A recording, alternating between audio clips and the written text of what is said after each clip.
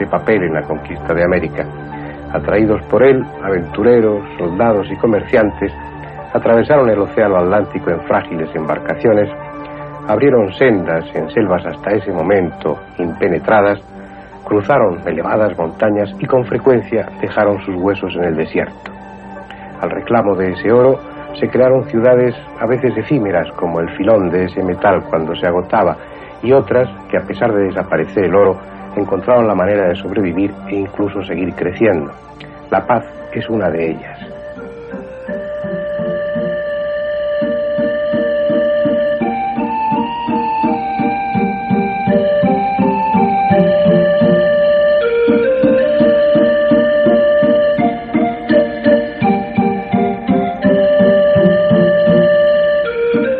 Encerrada en una especie de olla 450 metros por debajo del altiplano y pese a ello edificada a más de 3.630 metros de altitud, la que hoy es la capital de Bolivia lleva 4 siglos y medio existiendo, trepando por las laderas y extendiéndose en la única dirección posible, hacia el sureste.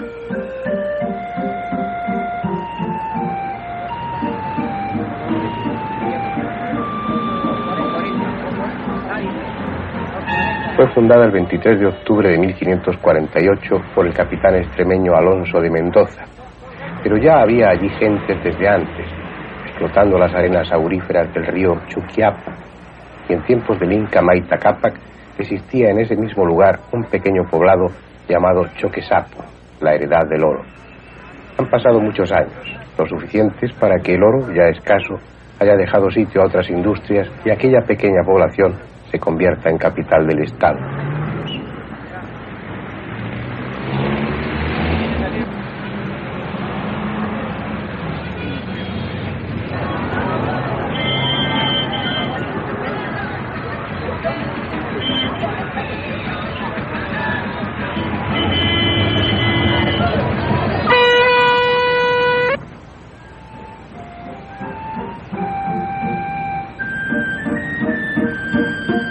Sin embargo, lo que ahora nos trae a esta parte de América es mucho más viejo que la ciudad y que los propios incas.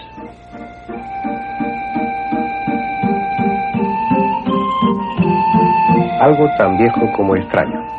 El testimonio de una cultura desaparecida que para los arqueólogos es madre de otras muchas culturas del altiplano, pero que a los ojos de investigadores menos comprometidos o más románticos es la más antigua y fascinante cultura del planeta. Tiahuanaco. En la misma ciudad de La Paz, en un museo instalado al aire libre, algunas piezas procedentes de las ruinas se desintegran lentamente bajo el efecto de la contaminación.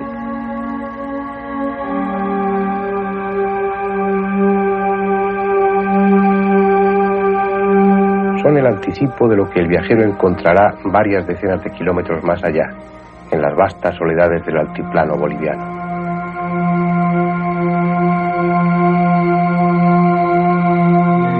Incrustadas en una plaza de intenso tráfico, ajenas a la ciudad y su ritmo, las piedras agonizan tristemente.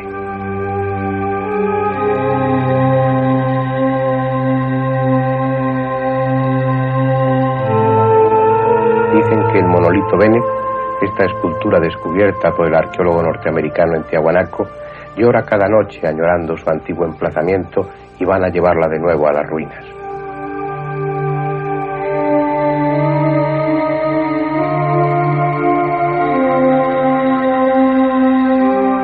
Es posible, aunque su rostro impasible y enigmático no deja adivinar ningún sentimiento.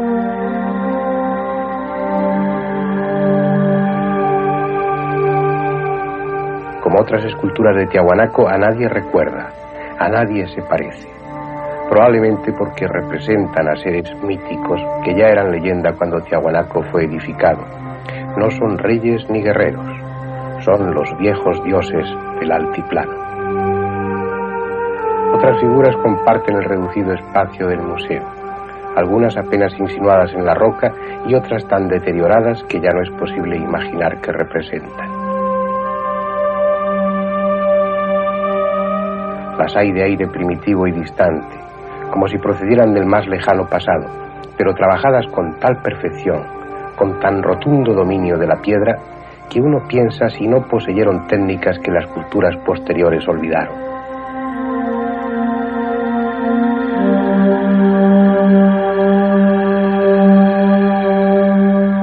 Ornamentos que responden a un concepto estético diferente o reflejan una arquitectura incomprensible, copiados después por otros pueblos americanos sin saber, como nos sucede a nosotros, en qué ideas se inspiraron o a qué función se destinaban.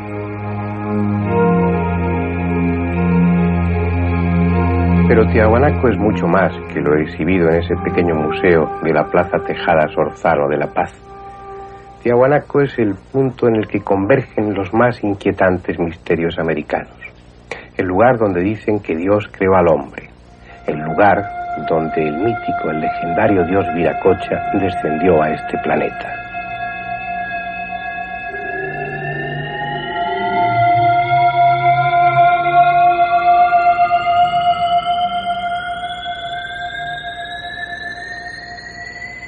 Es esta una tierra inhóspita, una de esas zonas en las que el hombre se impone a fuerza de tenacidad.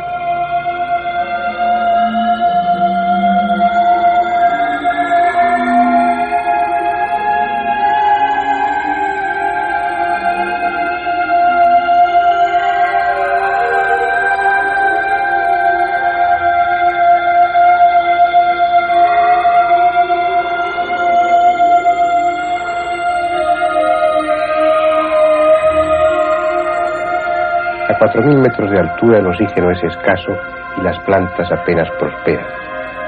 Aún así, vacas y ovejas traídas de otras partes se han adaptado, aliviando las condiciones de la gente andina. Pero en el tiempo del que hablamos, cuando Tiahuanaco fue edificado, solo vicuñas y alpacas rumiaban las escasas gramíneas que esta tierra daba. A pesar de todo, se gestó una cultura que levantó en honor de sus dioses un prodigioso santuario.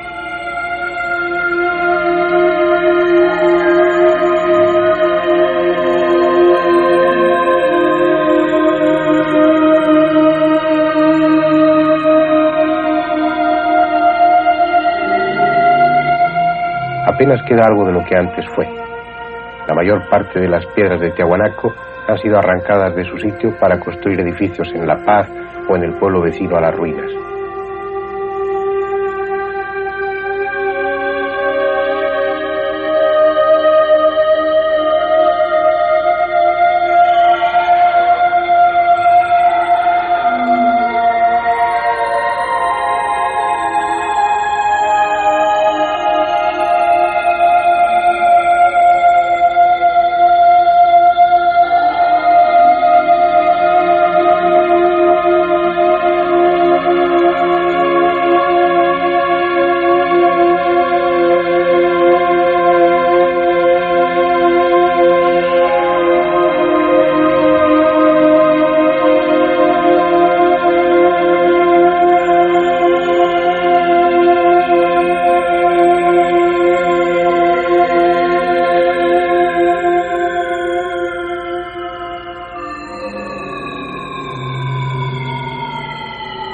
Incluso se dinamitaron para cimentar con ellas las vías del cercano ferrocarril.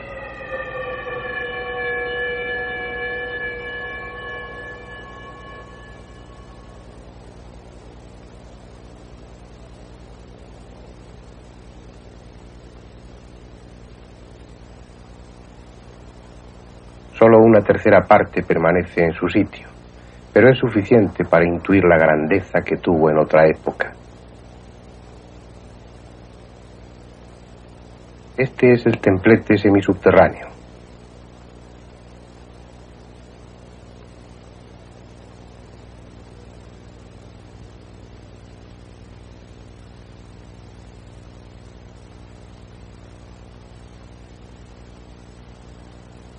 La pequeña plaza hundida, con sus paredes adornadas por cabezas clavas, de fisonomía borrada por el tiempo, que representaban diferentes razas, algunas de rasgos que nada tienen que ver con los pueblos americanos, como si semitas, caucásicos o asiáticos hubieran posado para dejar constancia que este fue un centro de culto universal. Aún funciona el colector de agua, parte de un sistema de drenaje que recorría el subsuelo y que labraron en piedra con estudiado declive los ingenieros de Tiahuanaco. Los mismos que construyeron la pirámide de Acapana, un montón de tierra apenas reconocible que tenía 3 terrazas y un perímetro de 800 metros.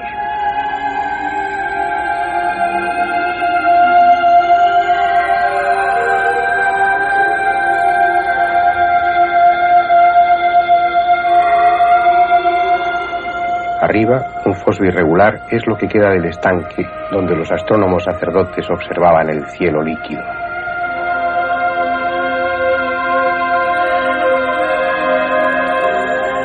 La falta de instrumentos ópticos y su interés por la astronomía llevó a los pueblos de América a desarrollar una técnica original.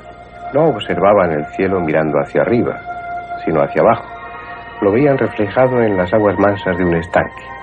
De esa forma, situándose siempre en el mismo punto de observación y teniendo referencias en los bordes de ese estanque, podían medir los cambios que se producían en el curso del Sol, de la Luna y de ciertas estrellas, determinando así las estaciones, los ciclos. Esa medida del tiempo que tanto obsesionaba a algunos pueblos del pasado, como los mayas, llevándoles a realizar calendarios rigurosos, exactos, incluso más que los que utilizamos hoy en día. Para algunos también en Tiahuanaco hay un calendario, pero un calendario especial, el más extraordinario que puede imaginarse. Está en un monolito al que llaman la Puerta del Sol. Es sin duda el monumento más conocido de Tiahuanaco. Una puerta construida en un solo bloque de andesita, perfectamente labrado y pulido, al que un rayo partió en el siglo pasado.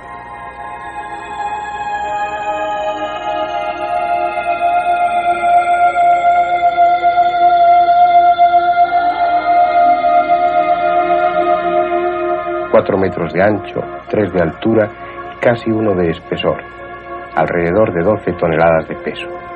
Un trabajo impresionante cuya finalidad desconocemos. Pero es su parte superior la que más conjeturas ha provocado. Un friso en el que nada está claro, en el que hay presente un simbolismo que nadie ha descifrado.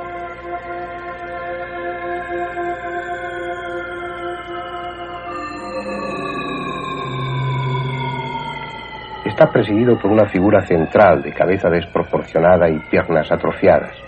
Su rostro enigmático tiene varios agujeros en las mejillas, por eso le llaman el dios llorón.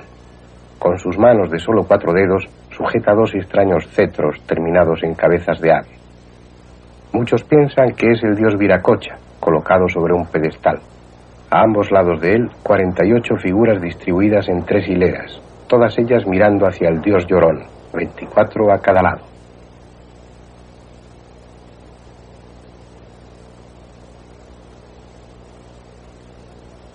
Las hileras superior e inferior son de hombres alados cubiertos con una corona. En sus manos, también de 4 dedos, llevan un cetro adornado como la corona con cabezas de ave. La hilera central es parecida, pero no son hombres sino pájaros, aunque de extremidades humanas, y sus cetros son también distintos. Abajo del todo, en la parte inferior del friso, hay otra hilera de figuras en las que predominan cabezas radiantes, posiblemente el sol, y en los extremos 2 pequeñas figuras llamadas los trompeteros.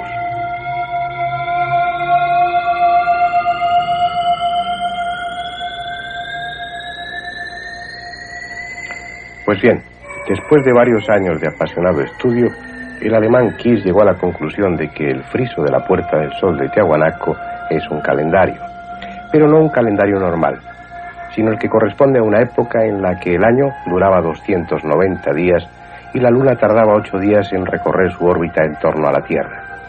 Si Kiss tiene razón, ese calendario se ajusta a unas condiciones que imperaban en este planeta hace 100 millones de años. Otros investigadores, los rusos Zhikov y Kazantsev, han estudiado también el friso de la Puerta del Sol, coincidiendo en que se trata de un calendario de características similares al descrito por Kiss, pero no ajustado al ciclo de la Tierra, sino al de Venus, y con una antigüedad más modesta, unos 15.000 años. Probablemente son conclusiones disparatadas, pero reflejan la fascinación que Tiahuanaco ejerce sobre el hombre de hoy, la atmósfera de irrealidad, de extrañeza que rodea a las ruinas. Parecen los restos de una humanidad distinta a la nuestra, de una cultura ajena, muy lejana en el tiempo, con una estética y un pensamiento diferentes. Y hay lugar para cualquier fantasía, porque lo cierto es que lo ignoramos casi todo sobre el origen de Tiahuanaco y los conocimientos que allí se manejaron. No sabemos siquiera su antigüedad. Para la arqueología oficial, la primera etapa cultural de Tiahuanaco corresponde al año 237 a.C. Y las dataciones efectuadas con el carbono 14 se agrupan precisamente en torno a esa fecha, el 237 a.C., y el 1050 después de Cristo. Sin embargo, eso es cierto solo a medias. Ese mismo método, aplicado al material orgánico obtenido en otras catas, en otros sondeos, efectuados en el mismo lugar, da una fecha comprendida entre el 1700 y el 1500 a.C. Solo que por ser una fecha demasiado antigua, que no se ajusta al concepto que se tiene sobre las culturas andinas, se considera aberrante y no se menciona en los textos. Admitir que Tiahuanaco es varios siglos más viejo que la tumba de Tutankamón plantearía muchos problemas a los arqueólogos e historiadores.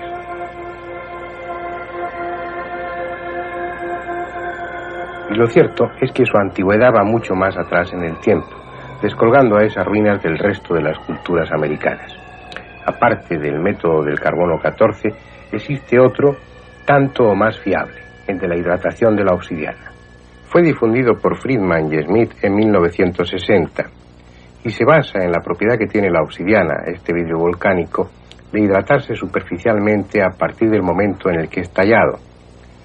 Esa capa de hidratación es muy fina y queda en la superficie, pero se va engrosando a medida que pasa el tiempo, y lo hace de una manera regular, a tal punto que midiendo el grosor de esa capa superficial de hidratación, puede saberse cuánto tiempo hace que ese trozo de obsidiana fue arrancado del bloque original o fue tallado. Pues bien, el Centro de Investigaciones Arqueológicas de Bolivia aplicó esa técnica a una pieza de obsidiana encontrada en Tiahuanaco y comprobó que esta era del año 2130 a.C., es decir, que tenía más de 4100 años de antigüedad.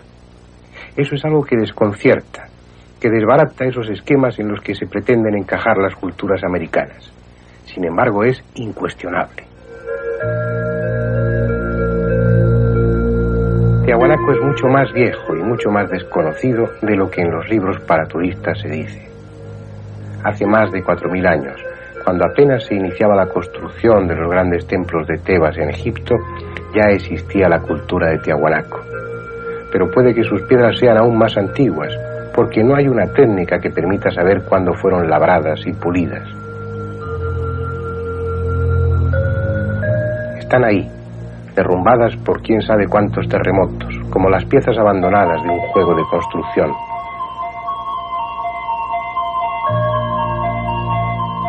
Tienen talladas pequeñas ventanas, puertas, nichos cuya función no entendemos.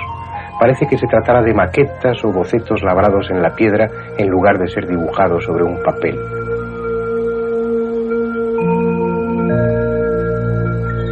Son como el entretenimiento de gigantes que se hubieran vuelto niños. Y gigantes debieron ser, pues sólo así se entiende que manejaran tan colosales piedras. La historia está empeñada en demostrar que el hombre antiguo, además de fanático, era un necio. Pasó siglos levantando enormes templos con piedras gigantescas y en lugar de hacerlo cerca de las canteras, se empeñó en construirlos a decenas o centenares de kilómetros del lugar de donde extraía las piedras. Es esa una locura que llama la atención en cuanto uno echa una ojeada al pasado. Pues bien, de aquellos locos, los más locos fueron los de Tiahuanaco. Sus enormes y pulidas piedras representan un esfuerzo inimaginable. Alguna de ellas pesa 130 toneladas. Traerlas hasta aquí, desde las canteras situadas a decenas de kilómetros, es una tarea simplemente imposible. Se han hecho cálculos minuciosos de la cantidad de hombres necesarios y solo sobre una bien cimentada pista, absolutamente llana y disponiendo de rodillos, pudieron haber sido trasladadas. Pero no hubo tal pista, ni hubo árboles con los que hacer rodillos.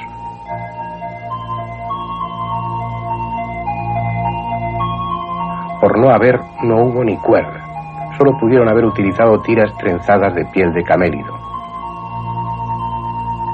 Cualquier explicación pretendidamente racional que se ha dado es un puro desatino. No hay forma de justificar la presencia en Tiahuanaco de piedras como estas. Sin embargo, ahí están, desafiando a nuestra imaginación.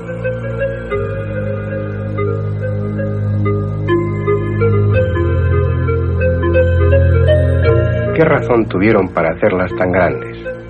Siendo como eran hábiles canteros, ¿por qué no fraccionarlas? ¿Por qué no trasladar 20 piedras de tamaño regular perfectamente labradas y pulidas en lugar de una gigantesca? La única conclusión razonable es que para ellos no suponía un problema tan grave como lo imaginamos, que poseían una técnica para hacerlo, una técnica que no ha trascendido, que murió con ellos. Fue como si realmente jugaran con las piedras. Tallaron en ellas cajas para colocar grapas de cobre o de bronce que las mantuvieran unidas entre sí, exactamente igual que hicieron los egipcios en Karná, o las perforaron en diferentes formas para amarrarlas con alambre. Fueron arquitectos y constructores prodigiosos, en tal medida que pese al destrozo que unos y otros han hecho en las ruinas y la ausencia de las 2/3 partes de las piedras, lo que queda es en sí mismo irrepetible.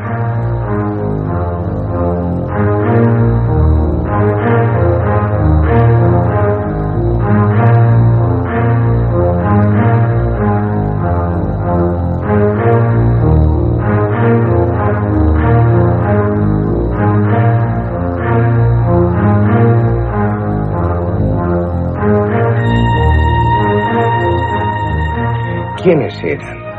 ¿Por qué representaban a sus dioses o a sus sacerdotes de forma tan extraña, tan poco humana, tan distante y tan fría?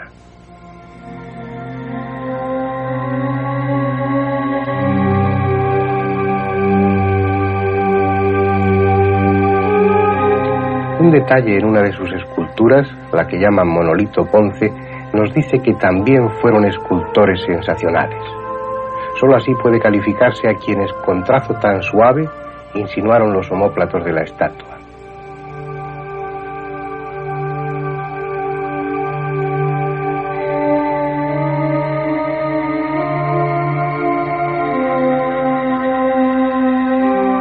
Pero ¿por qué el resto es tan tosco, tan primitivo, con muestras de desconocimiento anatómico tan notorias como esta mano doblada en imposible forma?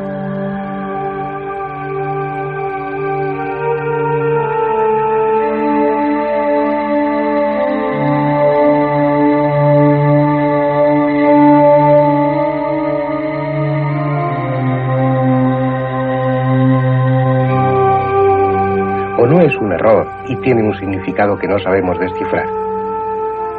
Esos rostros de ojos y bocas rectangulares son mudos, guardan silencio desde hace milenios, estimulando así la fantasía de los románticos, de los soñadores, suscitando hipótesis fantásticas que al final puede que no lo sean tanto.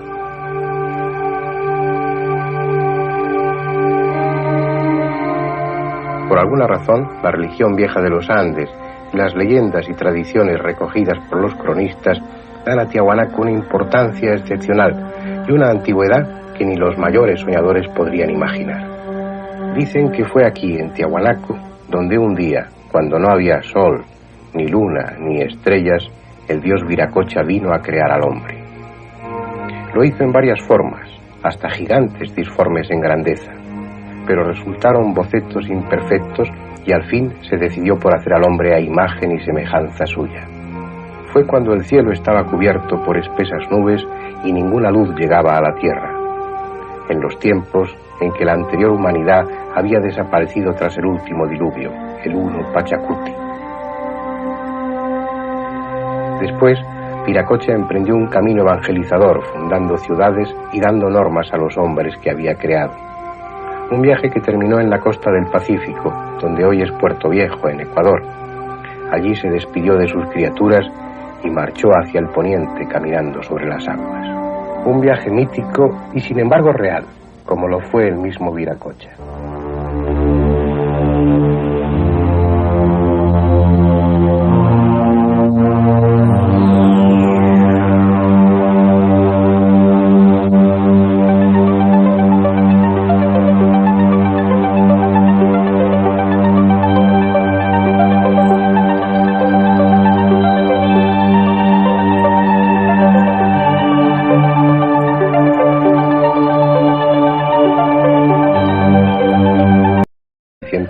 2.250 metros de altitud, la que hoy es la capital de Bolivia lleva 4 siglos y medio existiendo, trepando por las laderas y extendiéndose en la única dirección posible, hacia el sureste.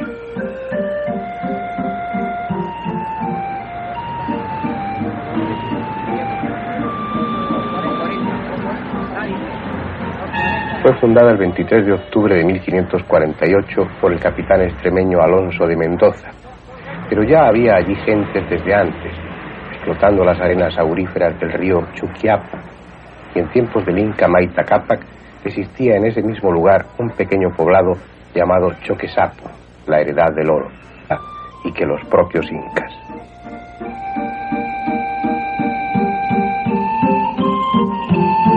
Algo tan viejo como extraño, el testimonio de una cultura desaparecida que para los arqueólogos es madre de otras muchas culturas del altiplano, pero que a los ojos de investigadores menos comprometidos o más románticos es la más antigua y fascinante cultura del planeta, Tiahuanaco. En la misma ciudad de La Paz, en un museo instalado al aire libre, algunas piezas procedentes de las ruinas se desintegran lentamente bajo el efecto de la contaminación. Sus huesos en el desierto. Al reclamo de ese oro se crearon ciudades a veces efímeras, como el filón de ese metal cuando se agotaba, y otras que, a pesar de desaparecer el oro, encontraron la manera de sobrevivir e incluso seguir creciendo. La Paz es una de ellas.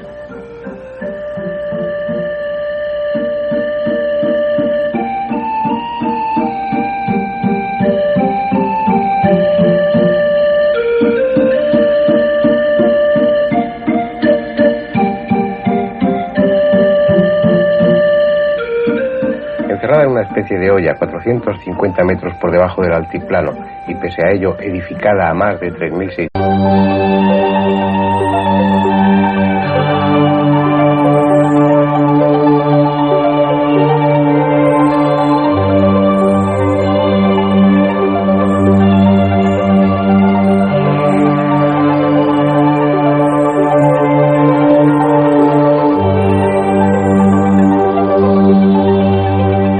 El oro jugó un importante papel en la conquista de América. Atraídos por él, aventureros, soldados y comerciantes atravesaron el océano Atlántico en frágiles embarcaciones, abrieron sendas en selvas hasta ese momento impenetradas, cruzaron elevadas montañas y con frecuencia dejaron...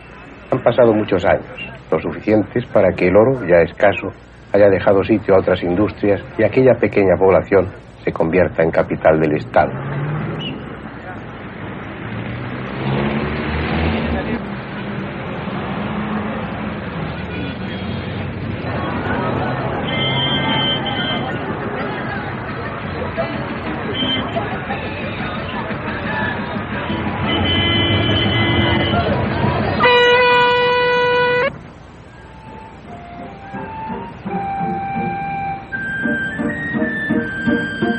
Sin embargo, lo que ahora nos trae a esta parte de América es mucho más viejo que la ciudad.